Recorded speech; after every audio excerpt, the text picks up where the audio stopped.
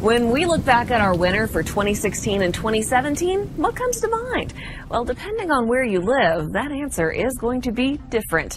For the East, it's the warmth that spanned across numerous locations from the Great Lakes and Northeast all the way to the South. Easily a top 10 in warmest winters for several different cities. However, that was far from the case in the Northwest, where conditions, as you can tell, were colder than average. Portland, Oregon experienced its fifth coldest winter on record. The average temperature there, only 37 degrees. In terms of wet conditions, hands down, our minds go to California, a state that at one point really needed rainfall. But the massive amounts of rain and snow seen in winter led to deadly flooding, mudslides, and rock slides, and of course, millions of dollars in damage in the state of California alone. Now, on the opposite end of the spectrum for a dry winter, we had places like Columbia, Missouri, recording its fifth driest winter with only 2.23 inches of precip. Springfield, Illinois, same deal, fourth driest winter with only 2.38 inches of precipitation. Aberdeen, seventh driest. California's wild winter of incredible snowfall has scientists struggling to even measure it. Over at the Sierra Nevada, the snowpack has gotten so deep, the tools used to measure the amount of snow can't even reach the bottom. Scientists believe there's more than 6 feet of water in the 17-foot snowpack at the Slide Mountain site. That's more than a foot over the last record set in March of 1997, and it's not over yet. Normally, snowfall peaks in April, which measurements in California have already smashed through. Such historic snowfall is good news for the state, which has been in the midst of a drought for the past few years. But scientists worry that when the snow finally melts, the irregular snowmelt cycles could cause the needed water to actually flow back into the ocean. The world's coldest continent officially has a new record high temperature. According to the World Meteorological Organization, Antarctica's northern tip reached a verified high of 63.5 degrees Fahrenheit in March 2015. That broke the old record of 59 degrees Fahrenheit. That was set in January of 1974.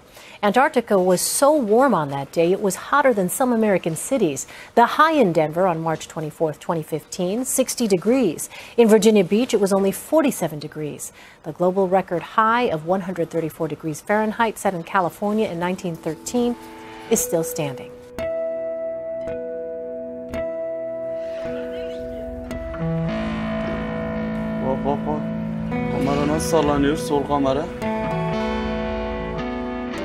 Three new types of genetically engineered potatoes will soon find their way to American dinner tables. The U.S. Environmental Protection Agency approved 3 types of genetically engineered potatoes last week. The Ranger Russet, Atlantic, and Russet Burbank are apparently immune to the same pathogen that caused the infamous Irish potato famine. Federal officials say they're completely safe to eat.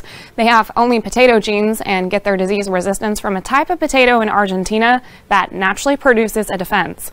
The potatoes are also reportedly less likely to bruise, have a much longer shelf life, and contain lower levels of a chemical that is capable of causing cancer when cooked at high temperatures. Growing them also requires fewer pesticides. The Idaho-based company responsible for the Super Spuds, J.R. Simplot, now has the green light to plant the potatoes this spring and sell them in the fall. Cities are built by humans for humans, but a lot of animals have figured out how to live in a concrete jungle. And it's not just bugs. More and more research shows wild animals are adapting to city life. Changes in their behavior and even their bodies are making them permanently different from their rural counterparts. Sometimes animals will adopt new habits. For instance, coyotes, which are already more active at night, shun the daylight even more when they live in cities. This makes them less likely to run into people and, more importantly, cars. Birds are obviously no strangers to cities, but they have to adapt too. Some birds are using higher-pitched calls so they can hear each other through all that traffic noise.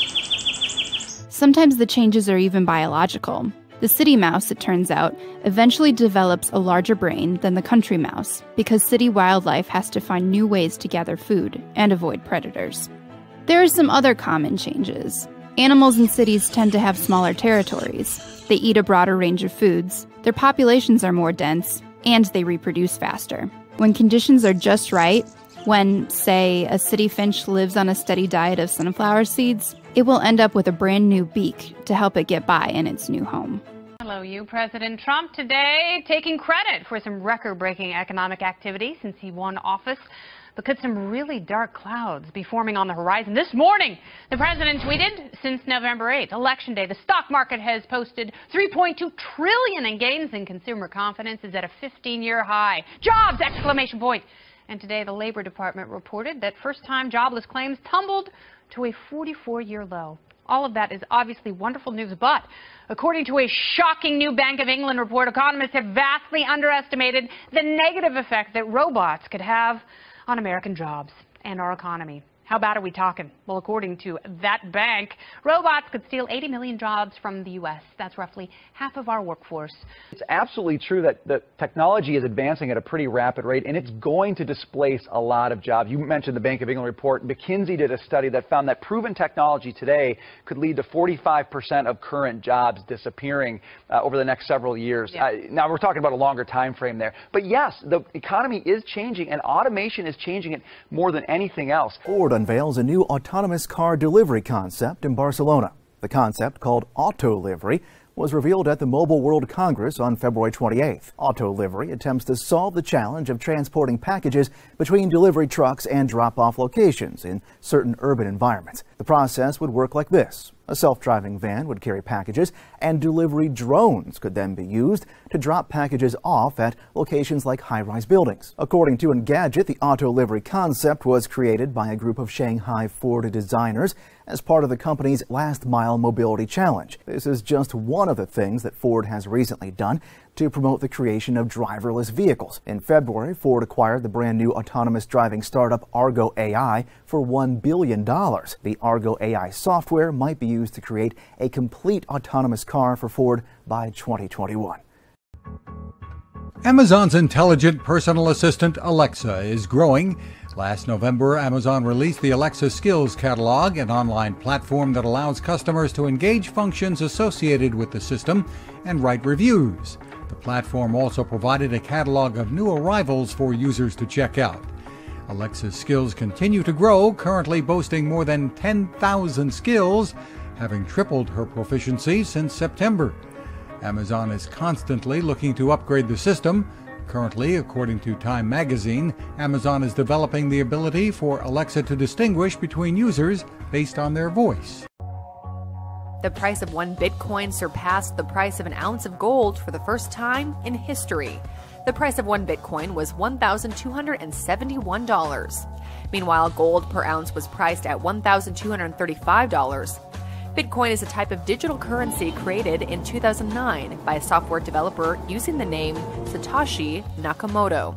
Unlike dollars or euros, bitcoins are not printed. Instead, computers mine them from a set number of bitcoins. Economic uncertainty reigns in a post-truth world, yet the population of super rich still grows. It's a key theme in the 2017 Knight Frank Wealth Report, which tracked a, quote, modest rise in UHNWIs. What's that? The acronym stands for ultra-high net worth individuals. These are folks with net assets topping $30 million, not even including their homes. The world's now home to more than 193,000 super rich, and New World Wealth data project that population will grow by 43% over the next decade. Growth rates will vary from region to region. For example, Asia's ultra-wealthy population is projected to increase by 91% compared to just 12% growth in Europe. The Wealth Report says Asia could even challenge North America for the biggest population of super rich by 2026. The most dramatic growth will likely be in Vietnam. Over the next decade, its ultra-wealthy population is projected to spike 170%.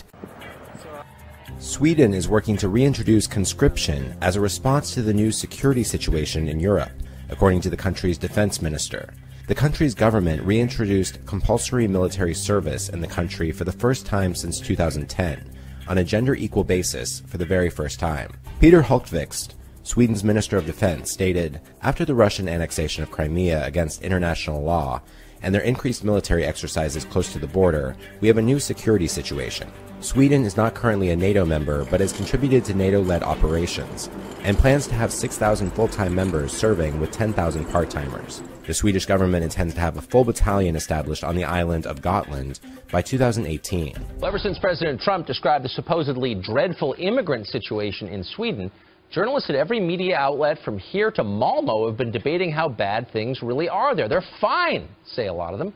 Well, Katie Hopkins works as global columnist for the Daily Mail.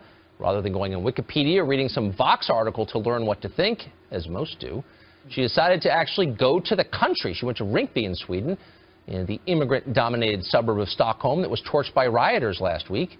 What did she find? Katie Hopkins joins us now. Katie, thanks for coming on.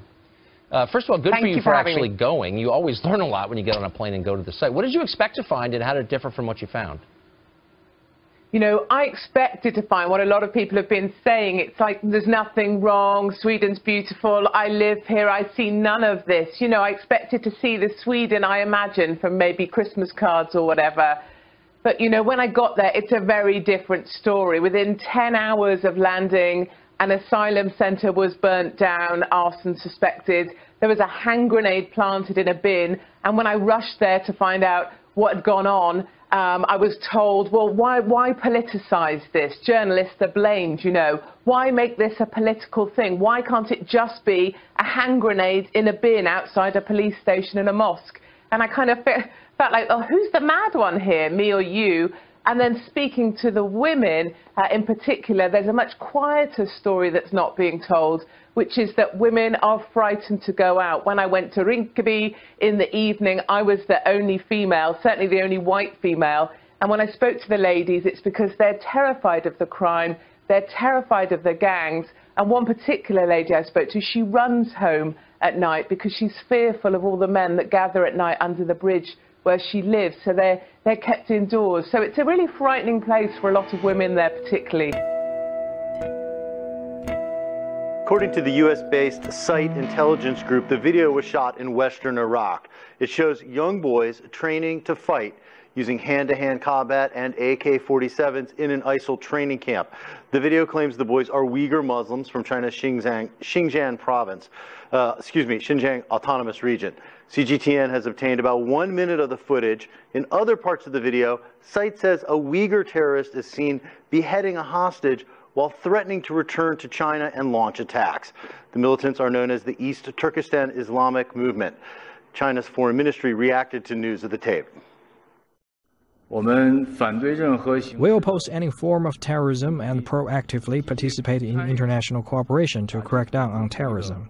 We have long said that East Turkestan forces are a serious threat to China's security, and we are willing to work with the international community to jointly crack down on East Turkestan separatist and terrorist forces.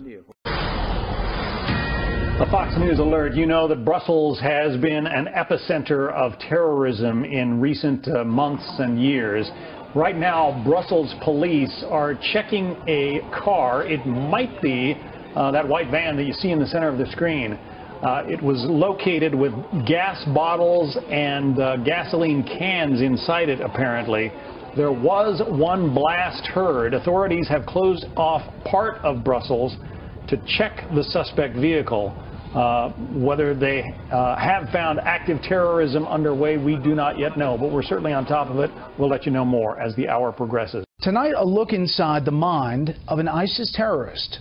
Correspondent Benjamin Hall spent time last weekend with several Islamic warriors to see what motivates them to torture and kill people who dare to believe in something other than their God. At an undisclosed location outside Baghdad, around 30 key ISIS members are held prisoner. Fox News was given exclusive access to talk to them. Behind each one of these doors is an ISIS prisoner guilty of committing crimes which have left hundreds of people dead. Some show remorse, others feel no guilt at all. Abu Omar, 25, who along with the others has been sentenced to death by hanging, started as a guard at a checkpoint in Mosul, but quickly moved up the ranks to making and setting bombs. He calmly told us about one of his many deadly attacks. I picked up the car with the bomb and parked it near a busy cafe, close to some traffic police. I then got out, walked away, and called a number on my phone and blew it up. He said he heard the blasts, the screams and the aftermath, but insists he was just following orders. My commanders told me we had a license to kill and were committed to it. When I was successful, they praised me. The interrogation program at this facility was designed by US trainers. The Iraqi guards say sleep deprivation is the most extreme coercion tactic they can use. Kareem Saleen, 27, joined Al-Qaeda in 2007, then moved to ISIS. He had no regret for killing Americans. Do you see this as a global war? Yes, it became a global war in 2014. He eventually rose to be head of IEDs inside Baghdad and said he had met US members inside ISIS. Can you tell us about the Americans that you met? There were 2 or 3 of them, fighting and training others. They were more radical than the others. They were in charge of threats against the West. A spokesman for the Interior Ministry told us the intelligence they collect in the jail here helps directly in the battle against ISIS. Many people feel that when ISIS is defeated on the battlefield, they will morph back into an insurgency. And already here in places like this in central Baghdad, attacks by ISIS sleeper cells are on the rise. And as the battle for Mosul reaches a conclusion, many ISIS members are likely to disappear into the wider population, which is why prisons like this and the intelligence they produce are so important. That last prisoner said he considered himself a warrior of Islam, and he had hoped that the caliphate would take over the world. Turkey has ruled out a possible compromise with the United States over the involvement of Kurdish militia fighters in an attack in Syria. The decision presents an obstacle to Washington's plan for a decisive showdown with Islamic State. On Monday, the Trump administration received a draft plan from the Pentagon to accelerate the campaign against Islamic State. However, putting together a united ground force to take back Raqqa in Syria, one of Islamic State's 2 de facto capitals along with Mosul in Iraq, has so far proven a difficult task in Syria, where the United States, Turkey, Russia, Iran, and Arab states have all backed different local forces in a multi-sided civil war since 2011. Turkey, with the 2nd largest army in NATO, is determined to have Washington alter their plans for the Raqqa offensive to rely upon Syrian rebels trained by Turkey, as opposed to Kurdish YPG militia. We start with breaking news this hour, and the U.S.-allied YPG has given the Syrian regime a section of land just west of the city of Manbij. Now, some of the territory between Manbij and the front line of fighting Turkish-backed rebels will now be under regime control. Ankara says the YPG is the Syrian wing of the PKK terror group. The YPG-affiliated Manbij Military Council says the handover was to protect civilians and is part of an agreement with Russia. And it is to act, which they admit, as a buffer zone in between the Turkish forces and the FSA, which have been conducting the battle around Al-Bab for the last few months, and also, of course, the other Arab forces, mainly the predominantly Kurdish troops of the YPG near Manbij. So it is precisely for that buffer zone. And the complicating factor here, of course, is that the YPG and their forces, the SDF, they are backed by the Americans.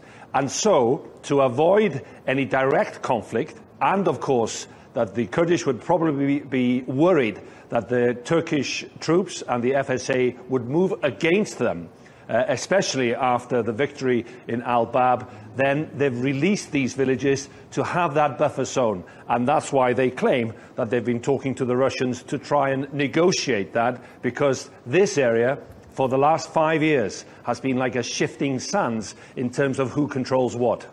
Israel has narrowly averted a tragedy in the south. Late last night, yet another rocket fired from the Gaza Strip struck an open field just south of the coastal Israeli city of Ashkelon, but nobody was injured. No alert sirens went off because the IDF determined that the rocket was headed towards an unpopulated area. Israeli troops have already begun combing through the area to locate the rocket that no terrorist group has as of yet taken credit for. The IDF has not yet retaliated for the attack according to reports, but Israel's long-standing policy is to respond strongly to any rocket fire. Earlier this week, a rocket was launched from the Gaza Strip into southern Israeli territory, and while it also failed to cause much damage, the Israeli Air Force responded by bombing multiple targets in the Gaza Strip. The majority of the rocket attacks since the 2014 war in Gaza have been launched by radical Salafist groups, but Israel holds the Hamas rulers of the coastal enclave responsible for all the violence that emanates from the region. Reuters reports that a suspected U.S. drone strike killed 2 men on Thursday in a Pakistani village near the Afghanistan border, a local government official and a village elder said. U.S. drone attacks inside Pakistan have become rare over the past few years, and the latest strike, if confirmed, would be the first such attack inside the nuclear-armed nation since U.S. President Donald Trump took office in January. The missile struck 2 men riding a motorcycle in Pakistan's northern Kuram agency, part of the country's lawless tribal areas said to be home to militants from both the Afghan and Pakistani Taliban, as well as Al-Qaeda. American forces again targeting al-Qaeda fighters in Yemen, launching more than 20 airstrikes, the first military action there since the January raid that claimed the life of Navy SEAL Ryan Owens. It was one of the most powerful moments on the president's speech that you'll ever see, actually, a tribute to a widow of a fallen Navy SEAL. But don't tell that to one former Clinton volunteer who also was an Obama volunteer who tweeted afterwards, "Sorry, Owens' wife, you're not helping yourself or your husband's memory by standing there and clapping like an idiot. Trump just used you," and he called her an idiot.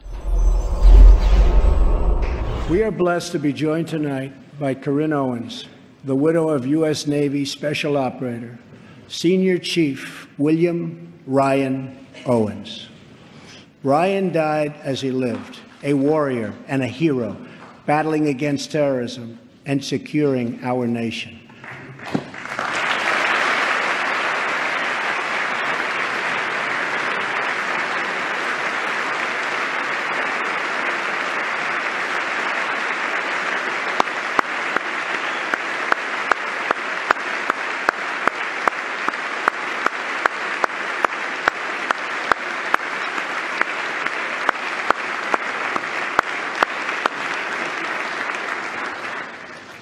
I just spoke to our great General Mattis just now, who reconfirmed that, and I quote, "Ryan was a part of a highly successful raid that generated large amounts of vital intelligence that will lead to many more victories in the future against our enemy. Ryan's legacy is etched into eternity." Thank you.